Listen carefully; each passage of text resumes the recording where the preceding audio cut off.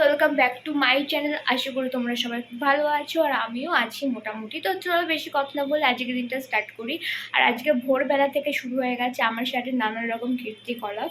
কারণ মানে ভোরবেলা এত কান চুলকাচ্ছিল না, আমি কান চুলকাচ্ছিলাম আর কানের মধ্যে তুলো ফুলে ঢুকে গেছিলো। তো যাই হোক, সন্তু অনেক কষ্ট করে ভোরবেলায় আমার কান থেকে তুলোটা বের করে দিয়েছে।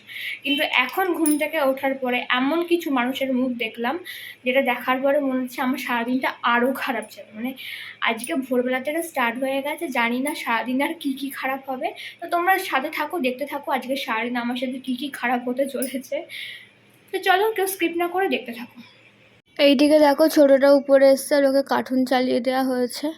আর বসছে না, দাঁড়িয়ে দাঁড়িয়ে কার্টুন দেখছে আর মাঝে মাঝে নেচে নেচে উঠছে কার্টুন দেখে। তো স্নান টান করে ঘরে এসে খাওয়া দাওয়া করে নিয়েছি। আর সন্তু একটু বেরিয়েছে, ওর আছে খেলা।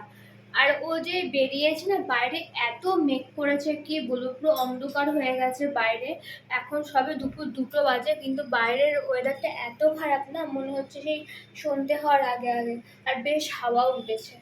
তো যাই হোক, মানে বৃষ্টির দিনে বাড়ি থেকে বেরোলে না প্রচণ্ড চিন্তা হয়। মানে ঠিক মতন যেতে পারলো কিনা, বৃষ্টিতে ভিজলো কিনা, আরও একটুতে বৃষ্টিতে ভিজলেই ওর হয়ে যায় শরীর খারাপ।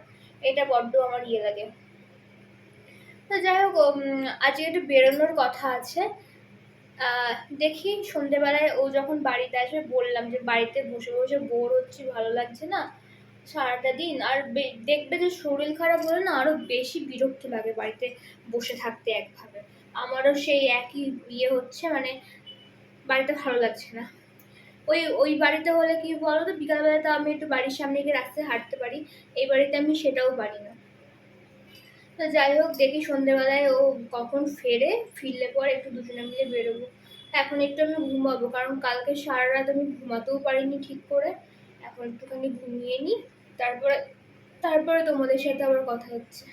এমন ঘুমিয়েছি, ঘুমিয়ে চোখ মুখ তো ফুলিয়ে ফেলেইছি, সাথে বাইরে বৃষ্টি হয়ে গেছে, সন্ধ্যা হয়ে গেছে, কিচ্ছু টের পাইনি। তো যাই হোক, সন্তু এখনো বাড়িতে আসেনি। ও আসলে যদি ও মানে ঠিকঠাক থাকে ওর মেজাজ, তাহলে একটু বেরোবো, না হলে আজকেও বেরোনো হবে না। তো যাই হোক, দেখি শাশুড়ি মা সন্ধ্যে দিতে আসবে মনে হয়।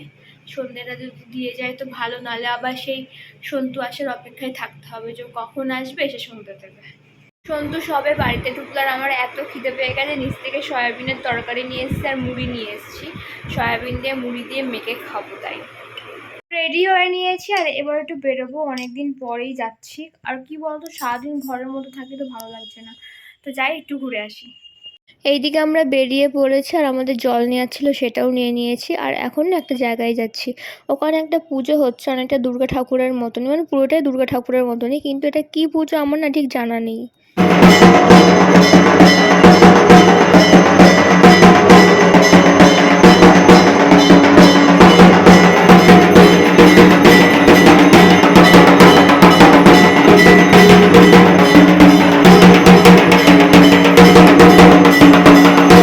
সবে বাড়িতে ঢুকলাম, আর সন্তু আমাকে রেখে আবার একটু বেরোলো, কোথায় কাজ আছে সেখানে গেল। তো যাই হোক, আমি চেঞ্জ করে নিই, বড্ড অসুবিধা হচ্ছে। এই প্যান্টটায় না এই মাজাটা মানে ইলাস্টিক তো পুরো এমনি করে ধরে রেখেছে পেটটাকে, আর নিঃশ্বাস নিতে কষ্ট হচ্ছে। তো যাই হোক, আমি চেঞ্জ করে নিই। গুড মর্নিং সবাইকে। তো কালকে ঘুরে এসে আমি আর একটু ভিডিও করিনি, কারণ প্রচণ্ড শরীর খারাপ লাগছিল। আর তার মধ্যে সারা রাত ঘুমাতে পারিনি, পা দিয়ে মাজা দিয়ে প্রচণ্ড মানে টান ধরছে, আমি হাঁটতে পর্যন্ত পারছি না। তো যাই হোক, সন্তু বেরিয়ে গেছে অনেকক্ষণ আগে। আর আমাকে এখন এখানে শাশুড়ি মা দুধ দিয়ে গেল, দুধ খাবো। এই যে আমাকে উপরে এসে দুধ দিয়ে গেল, এটাই এখন একটু খাবো আমি।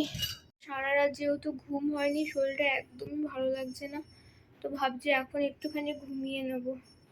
এখন বাজে সকাল আর বলা যায় না, দুপুর হয়ে গেছে, 12:30 পৌনে 1 বাজে। এখন আমি একটু শোবো। এত কষ্ট হচ্ছে কি বলবো, মানে একটুও ভালো লাগছে না, শুধু মানে কান্না পাচ্ছে। আজকে সন্তু বেরিয়ে গেল যখন, অন্যদিন আমি তাও একটু সিঁড়িতে গিয়ে দাঁড়াই, আজকে দাঁড়াতে পর্যন্ত পারিনি, এত কষ্ট হচ্ছে। আর ভাবছি আমি সারাদিন একা একা কী করে কাটাবো, কারণ সবাই নিচে থাকে, আমি একাই উপরে থাকি। তারাই বা কতবার উপরে আসবে, প্রচণ্ড কষ্ট হচ্ছে, মানে কেমন একটা লাগছে আজকে আমার। পার্সেল আসবে বলে আমি আজকে কৃষ্ণনগরে থেকে গেলাম, নাহলে আমি মায়ের কাছে চলে যেতাম। এই সময় মা বাপির কাছে থাকতে আমার খুব ভালো লাগে, মানে কিচ্ছু ভালো লাগছে না আমার।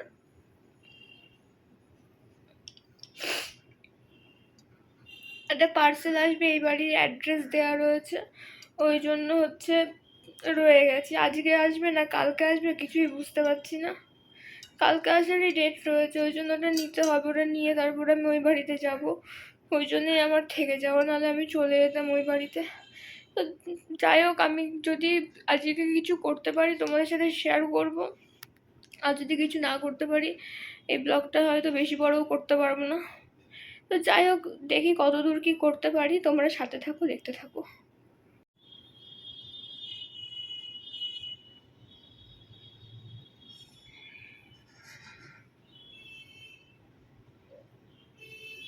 আমি ঘরে শুয়েই ছিলাম, হট করে ঘরের বাইরে থেকে শুনি বাপির গলার আওয়াজ। হয়তো মা বাপি এরকমই হয়, তার বাচ্চার শরীর খারাপ থাকলে তারা বুঝতে পেরে যায়। ওই জন্য বাপি এসেছিলো আমাকে দেখতে, আর বাপির একটা কাজও ছিল, তো এখন বাপি বেরিয়ে যাচ্ছে, সেখানেই যাচ্ছে। এতগুলো ফল নিয়ে এসছে, কলা, আম, লেবু, ভাতে খাওয়া লেবু, সাথে বিস্কুটটাও এনেছে। কি বলবো। তো বাপি বেরিয়ে গেল, বাপি যাবে একটু ডাক্তার দেখাতে। বাপির তাতে সে আরসিটি চলছিল, আজকে লাস্ট একটাই আছে ক্যাব বসানো, তো সেই জন্যই বাপি এসেছিল, তো এক্ষুনি বেরিয়ে গেল। তো যাই হোক, আমি এই ব্লগটা আর বড় করছি না, এই অবধি রাখছি। যদি তোমাদের ভালো লেগে থাকে লাইক শেয়ার কমেন্ট করো, আর সাবস্ক্রাইব করতে কিন্তু একদমই ভুলো না। তো দেখা হবে কালকে নতুন আরেকটা ফ্রেশ ব্লগ নিয়ে। আজকের মতন টাটা।